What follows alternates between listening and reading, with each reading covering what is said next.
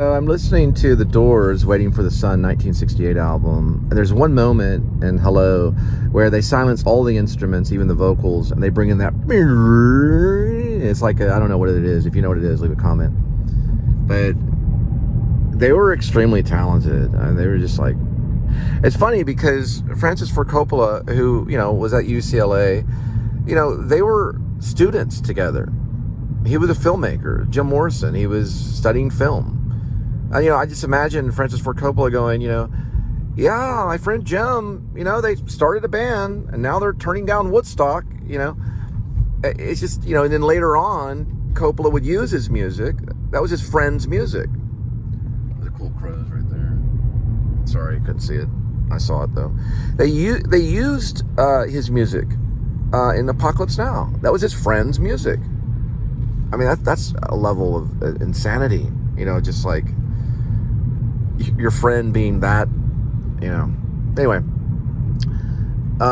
being, almost like Elvis or it's a counterculture. They weren't like Elvis, but it's just crazy that he had him as a friend. And then he goes off and makes some of the greatest films of all time. There's like two icons in the same room at UCLA hanging out together.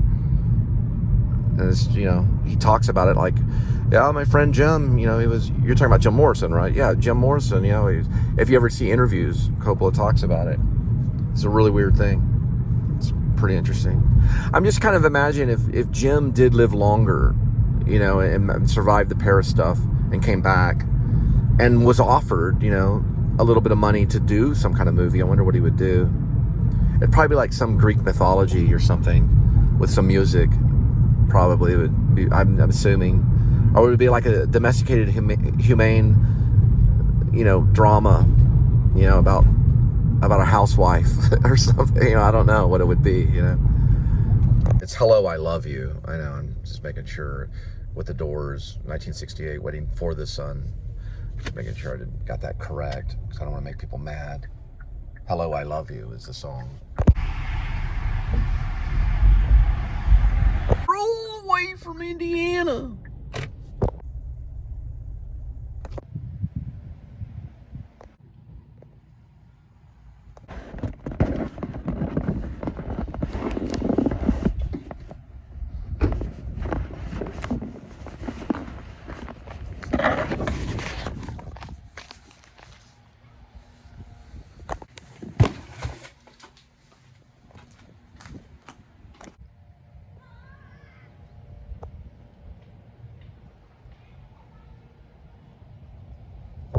South approaching Fort Worth. You are on the best route. You will arrive at 7:19 p.m. Okay, so Roadie sometimes can get you. This case, I was in Fort Worth. Now I'm in Wylie, Texas. It took me an hour to get here. It's going to take me time to get back. But that's how they do it, I took it and went all the way to Wylie. It's happened a couple of times. It's a little frustrating, but this is kind of cool right here. Oh, these are one of those... you can take a book or trade a book. But I should go get a book right there, but I wouldn't be able to bring back another book to trade it, so we're gonna leave that alone. But yeah, it can take you pretty far. In this case, it took me an hour away, about 41 miles or so. I don't really know that. Oh no, 61 miles, sorry. 61 miles for $40. Come on, guys. Come on, it's a $60 job. It does make me mad, and that's why. But look, $40 for that, for 61 miles, and then I got to go back. So it's 120 miles for $40. Beware.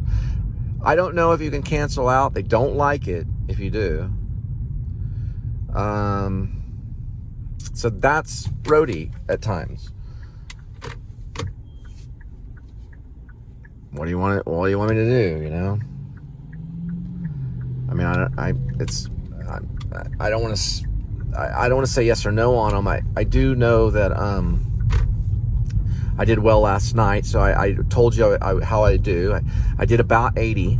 I was relatively close to home the entire time, and it was about from 12 to close to around 9. So it's 12 p.m. to about 9. So it's 1, 2, 3, 4, 5, 6, about maybe 6 hours, and made $80. So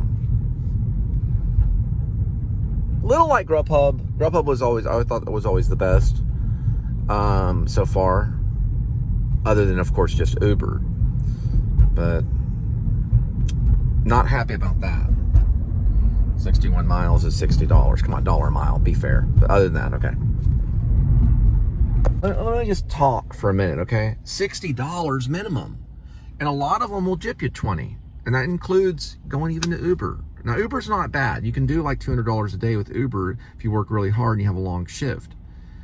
But this particular gig would have been at least a minimum of $60. And they gave me 40. And I did a little gig before that, which was $8. I don't know. Leave a comment. Talk about it. I mean, everybody, seriously.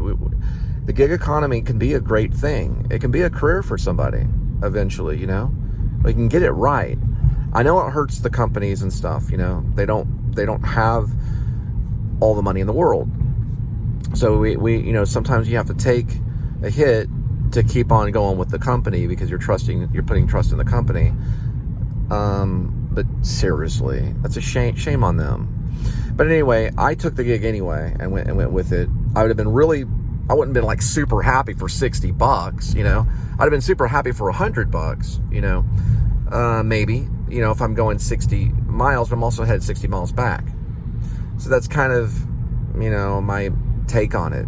You know, I'm saying like, let's just shoot for $1 a mile. Now we can't get together and strike because look, the gig economy striking, you know, Uber and Angie Services and, you know, what's the other one? DoorDash. They can't do that because it's not that type of job. This is a gig job.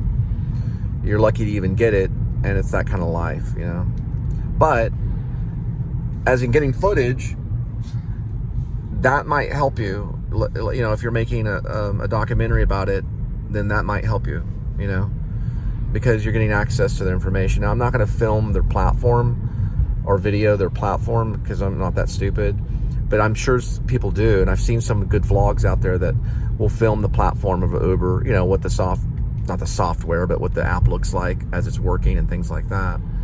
And I think people should be able to do that. People want to know what it looks like, you know, what the app looks like and stuff like that, and how it works. And sometimes they'll show that on some really good vlogs. I just show scenery and talk about Jim Morrison or film cinema and things like that. Sometimes mime, sometimes David Lynch. Sorry. It's just I'm being who I am. Sorry about that. Anyway, but thank you all 23 of you for watching. Appreciate it. So this is the road, or actually the bridge that okay, so Corbin was, I think, picked up for Once in a Lifetime right over here, and then we went across this going to the Dallas city limits across this bridge. And I think we did a sequence right down here below this area right here for Once in a Lifetime, right around there. It's floating on YouTube as a feature. And this is the sequence where I had the little, you know, the little wrist protector on my hand from driving too much. And I say something like, well, I'm going to drive the car into a telephone pole. He's like, what? I think he's a little Dustin Hoffman secretly. I don't know if he'll get involved in acting though, but I think he wanted to be behind the scenes. And I was like, you know, well, hey, listen, I don't really have anybody else that can do these scenes and stuff. Just, you know, I think the behind the scenes guys should, you know, have to do a little bit of acting every once in a while. But yeah, he was great in it. It was a great little sequence in the movie. And then the music comes in. I think he found that music too, because he offered to edit. And I said, okay, let me send you the sequences. So I sent it all online. We communicated online. And so I sent it through YouTube. Well, it wasn't through YouTube. It was actually, the links were connected to YouTube, but it was through email. So he'd get the links and say, I would say, this is what I have, see what you can do. And then he would send me back something, and then I would send him notes back and say, well, can you find this type of music, you know, or something like that. And then he would go and search out music or create music. I don't know where he got the music, but then I was like, that will work. And then when we pasted that together, and it made a nice little sequence. And that would have to have continued on to go throughout the whole film. It would probably been a way better film. But eventually I had to take over editing, and then, you know, he only did certain segments of it. So he did get an editing credit, and an acting credit, and cameraman credit. And then, of course, Rob came on when he found out, and Rob got a editing credit for a story, because there was a sequence in the water garden section where he gave me some pointers. So I gave him, I think it was called story editing credit.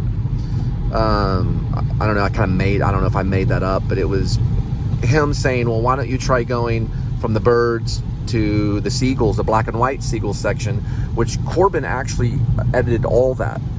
So the black and white sequence when David's running along the beach, that was my son. Corbin, he edited all that and sent it back, and it was polished. The color code was good, and I really liked it. And so we implanted that in the rest of the film, and then we continued. You know, I continued on with putting together, and it was based on a script, but we cut a lot of the. Police reported ahead. Maybe they have some extra force field generators on them. We cut, I guess, a big portion of the script just to make, you know, something work, you know, to do the whole thing. It was about a disturbed Uber driver. Gets really mad at his landlord and flips out, and he keeps like a gun in the bushes along the road where he drives by to see it. And towards the end, you think he's going to off himself, but he gets the gun and shoots it at the sky. In anger because of his trouble, you know, of being with his family and his relationship with the church. And the character's name is, I believe it's Ash Cole. It's my alias name. I believe that was the character's name. And Corbin played the rider, as in someone that rides on something. He was known as the rider. And Rob played Pastor Rec, which was the pastor trying to bring him back to the church. And meets him on the bridge at West 7th Bridge, which was one of the short films. They're all connected. From Now Until Morning, The Way of Man, and That Side are all connected to Once in a Lifetime. And everything. I don't know. I think it's a pretty good little film. I really do. I think it's a good film. We didn't have a big cast. We did have Rob, who was a playwright. It'd be like if Cassavetes got to use, and I'm not going to compare Rob to Neil Simon, but Neil Simon was still a playwright. But it'd be like if Cassavetes got to use a playwright, and he probably did. I know Cassavetes used real actors, and then he would call for directors to be in you know, the director role to be in his movies. But anyway, Rob is a playwright, also an actor. We've worked together before. I got another idea that I'm writing currently, and it's called Baggage, but we'll talk about that later. It's a short.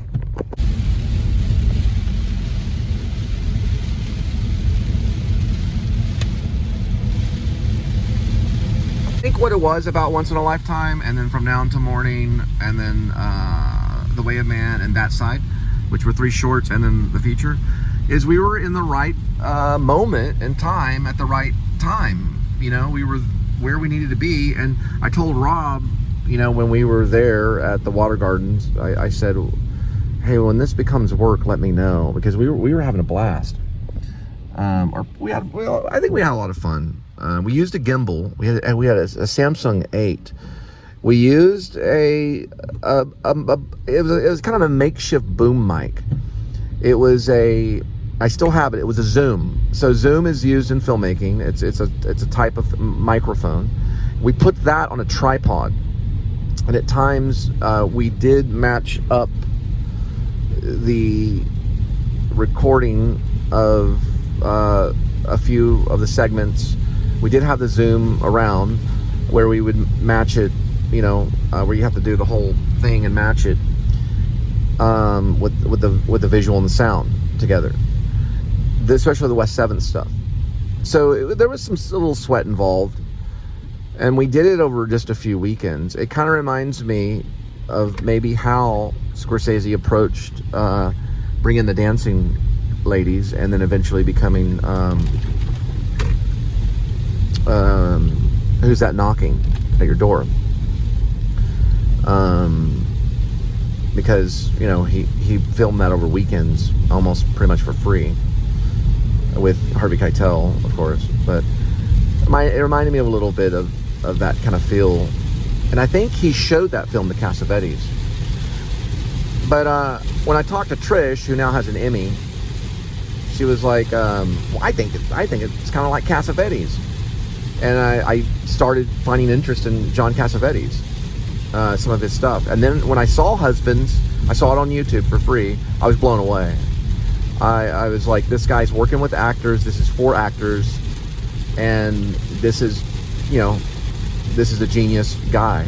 And then when I saw interviews with Cassavetes, he's always talking about how much he loves his films, because he was competing with the best. Columbia was behind some of it, but he was competing with the best, and people may have called it a yawn fest or a snore fest or whatever you call it. You know, Cassavetes is he's very much the talk of the town even today. And this was a guy that just did a little part, or a pretty big part, I guess, in Dirty Dozen. And I wish I could do more studies on Cassavetes. There's probably people that major and get their masters in Cassavetes' work. You know, they study him like they would study Ingmar Bergman. And I didn't know that Scorsese would go to Cassavetes and show him work and stuff, you know. It's an interesting thing. They're friends, you know, friends show each other work and say, well, what do you think? Especially artist friends. But like I said, we were in the right place at the right time. And we were able to do it. We were able to be there on time. People had the schedules there, and we were able to do this thing. So 3 guys, literally 3 guys, it was me, Rob Vasquez, and Corbin Thorpe, made a feature. Danny was involved. Danny Whitworth, the brother of Johnny Whitworth from Empire Records, he did come in for the third and final short to hold the camera. He was going to be a cameraman in it, and he ended up having to hold the camera, and I think even the mic, because we lost an actor that was trying to get there. Eric Lavelle, he was a Dallas filmmaker and actor that was going to play Pastor Rec, and we were all ready for him, and I was going to do all this like supernatural kind of stuff and everything, and since he didn't show, I go, let's just go for the meat of it. Let's just go with the dialogue.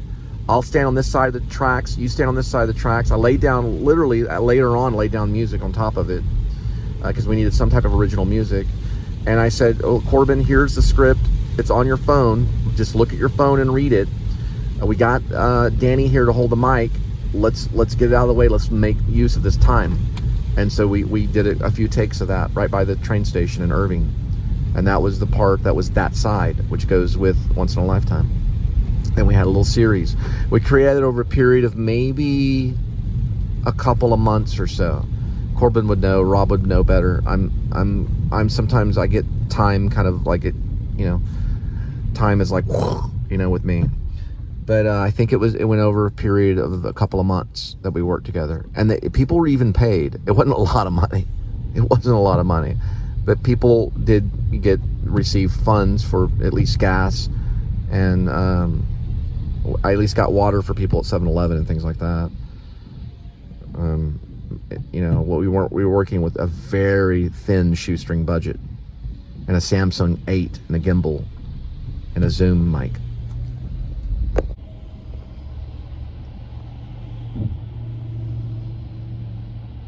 See the split, the light. Now if I take it out this way, it doesn't split as much. See the difference? It's this acting as a lens right here. There's no split right there. It gets here, you got yourself another lens on top of the other lens. It's like a double lens, so it's gonna split the light. And the light starts to split upward. See it? See it smearing like that? right here. That's from this lens, which is glass. Go through here. There's the left.